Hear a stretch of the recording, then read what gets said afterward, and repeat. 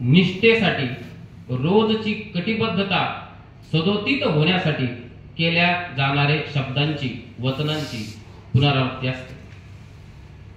यातून काय होत असतं तर राष्ट्राविषयीची निष्ठा रोज सदोदित होत असते, घडत असते, वाढत असते. आपण ज्या सभागृहामध्ये बसलो त्या सभागृहाचं नाव आहे आर्य चाणक्य सभागृह. आर्य चाणक्याने सुद्धा एक प्रतिज्ञा केली होती. या जुलमी जनानंदाला मातीत मिळून हारून जोपर्यंत अखंड भारताचा स्वप्न साकार करणारा राजाला या गादीवर बसवणार नाही तोपर्यंत माझ्या मोकळ्या शिखांची गाठ बांधणार. शिक्षक साधारण नाही होत आहे. आर्य चाणक्य एक शिक्षक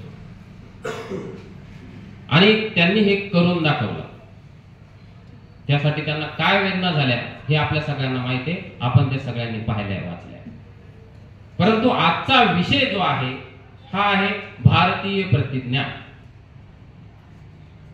मग भारतीय प्रतिज्ञा ही पेरीमरी व्यंकट सुब्बाराव यांचा जन्म 1916 साली झाला आणि यांनी ही 1661 साली आंध्र राज्यातल्या मालवंडा जिल्ह्यामध्ये ते राहत होते. आणि विशेष म्हणजे त्यांचे मी जेव्हा विकिपीडियावर शोध घेतला त्यांचे पुस्तकं वगैरे उपलब्ध नाही, तर ते साहित्यिक होते.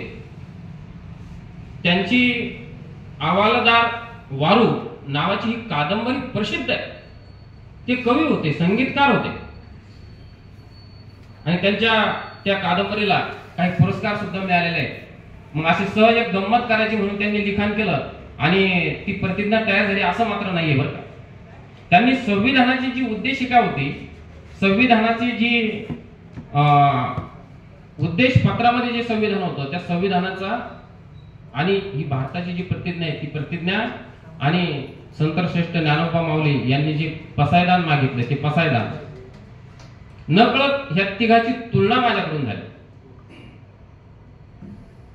आणि ही तुलना होत असताना या तिघाही महान साहित्यिकांनी राष्ट्राविषयीची निष्ठा, राष्ट्रभक्ती आपल्या विद्यार्थ्यांमध्ये, माऊलीच्या बाबतीत जर म्हणलं तर आपल्या भक्तांमध्ये, डॉक्टर बाबासाहेब आंबेडकरांच्या बाबतीत म्हणायचं तर आपल्या भारतवासियांमध्ये आणि साहित्यिक पी.बी. व्यंकटराव सुब्बाराव यांच्याविषयी जर म्हणायचं झालं तर त्यांच्या वाचकांमध्ये राष्ट्रनिष्ठा निर्माण झाली पाहिजे. आपण सगळं काही करू शकलो, आपण सगळं काही करू शकतो, परंतु